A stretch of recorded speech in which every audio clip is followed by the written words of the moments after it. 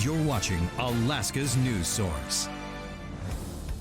Good evening. We are tracking a developing story out of Turnagain Arm. The Coast Guard has suspended their search for a missing paddleboarder who disappeared into the water along Turnagain Arm last night. Now, we don't have much more information beyond that. The Girdwood Fire Department, Alaska State Troopers, and Alaska Dive Search Rescue and Recovery Team responded along with a Coast Guard helicopter out of Kodiak. The Coast Guard says the search continued through the night and into today. But as I said, they have suspended their search as of this afternoon. And this has now become a missing persons case, which will be led by the Alaska State Troopers. The identity of the paddleboarder will be released once the family has been notified. A pilot has been found dead after search crews found an overdue small plane that had crashed in a mountainous area just southeast of Cordova. The Piper Pacer aircraft left Cordova at 10:30 a.m. on Thursday. The plane was believed to be traveling between Yakutat and Fairbanks. The pilot was the only person on board. Troopers say about 4 o'clock yesterday, Alaska Air National Guard found the wreckage 40 miles southeast of Cordova. The pilot was found dead inside the plane. The NTSB's investigator in charge will travel to the crash site as soon as weather allows. And we are looking at some high fire danger along with this beautiful weather. So, Bailey, let's talk a little bit about fires across the state. Yeah, that's right, Tracy. We have currently 61 active fires going on across the state right now. And if we jump into our graphics, you can even see a lot of those fires put on the map. Now, as we look ahead, we're paying attention to a lot more of those dry conditions. As of today, so far, we've had about 1,761 lightning strikes, but yesterday was the most active day in terms of lightning with 4,242 lightning strikes, 61 active fires, currently 15 new fires as of today, and we're nearly at 9,000 acres having been burned so far this year. Now, it's important to know that there is still a lot of fire danger ahead for the interior, carrying all the way through your Sunday into the evening. Lots of lightning beginning to pick up into the afternoon, especially now that we're starting to approach more of those high temperatures as they begin to peak, and they are going to cool down as we progress through the night. But these heat advisories and red flag warnings will continue through the weekend. And Tracy, I'll have a lot more details on weather coming up. Thank you. 20 years ago, the Matanuska-Susitna Convention and Visitors Bureau had a problem. The new hospital in Palmer impacted access to their visitors center. The number of people stopping by had dropped dramatically, so they decided a new visitors center was needed. After a couple of pauses, the new facility is finally completed and open to the public. So in case you missed it, Eric Soule stopped by earlier this week to get a preview.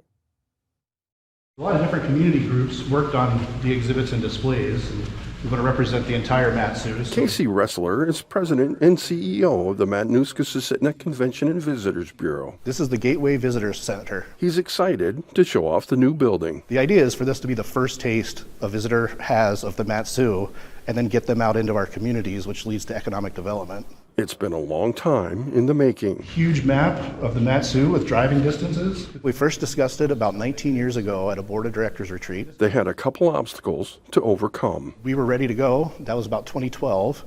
And then that's when oil dipped dramatically and there was no state funding. So the project sat dormant for a couple of years. And then COVID happened. The irony of ironies is that COVID is what kind of led to the funding for this building. Money came in from an American Rescue Plan grant. We were awarded $6.7 million in late 2022. But by that time, the cost of construction materials had increased. We had to redraw the entire building, redesign it. They broke ground last March. Property taxes didn't go into building this at all. 9,400 square feet, including a classroom and offices for the Mat-Su Convention and Visitors Bureau. Our mission here is to really drive these visitors into facilities that they may not have known about otherwise. Visitors will find recommended activities to do specific to each season. Fishing and wildlife information there. Learn some history. This is about our indigenous cultures as well as the settlers, with place names in Atna and Dene in English. And digital kiosks to help plan a visit to the Mat-Su. So if you're looking for a bed and breakfast, and then we want to eat and drink, you get maps and driving times. You can send it to your phone, you can send it to your email, all from one kiosk. Information helpful to more than tourists from out of state. In-state visitors, there's a huge part of the amount of people that actually come out to the Mat-Su. People from Anchorage and Fairbanks, they're looking to get out and recreate outdoors. All designed to encourage visitors to spend more time in the Mat-Su. A little selfie spot out there. Every day I walk in here, I just have a big smile on my face knowing that this finally came to reality, and we can show off the Mat-Su to the world. Well, still ahead, solstice celebrations kick off across Alaska from Anchorage to Fairbanks. Fun, sun, and run. Well, running. I was trying to make that rhyme and it didn't really work. We'll have a look after this.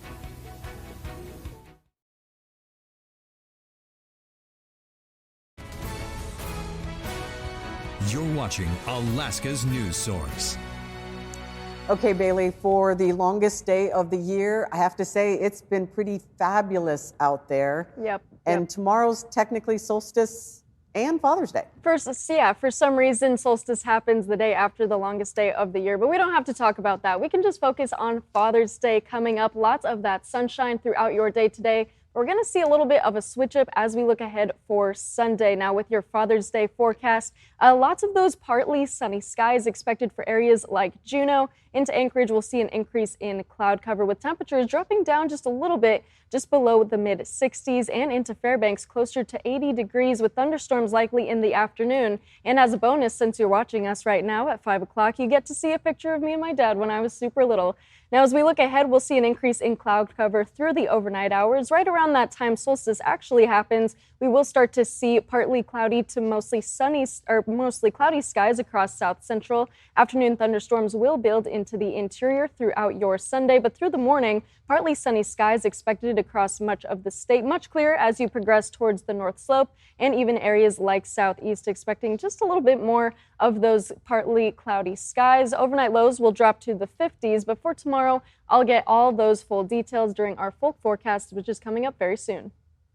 Thanks, Bailey. And with the long summer solstice sun, there are plenty of celebrations. The Downtown Anchorage Partnership hosted the Solstice Festival today across the city. The festival is spread throughout downtown from Town Square Park to Paratrovich Park all the way to E and G streets.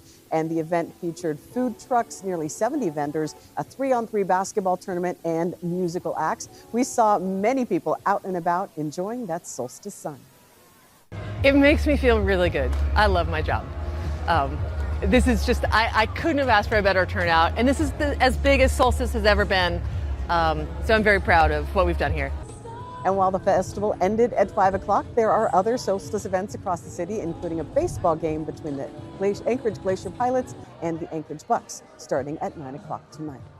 And across Anchorage trails, runners from all over were raking in the sunshine and the views. Athletes taking part in the 2026 Mayor's Marathon got a bit of everything this morning. The course saw runners start at Kincaid Park, work their way along the coastal trails, the UAA's campus, and eventually out and around Chester Creek toward Delaney Park Strip. Now, if you're from here, you might be used to the sights, but for those out-of-towners, it seems the trail left quite the impression. This is actually one of the few courses I've actually remembered it. A lot of the runs I've done, I've just been like thinking about getting through the next mile. The water views were gorgeous. The mountain views in the distance were incredible. And that last mile, I was seeing lots of hills, but it was so cool. Well, we're brothers, and this is about our 10th that we've run together. Yeah. So we try to do them once a year. He's done a bunch more in between, but good way to get out and spend some time together. Yeah. He's been slacking. Yeah. Brothers.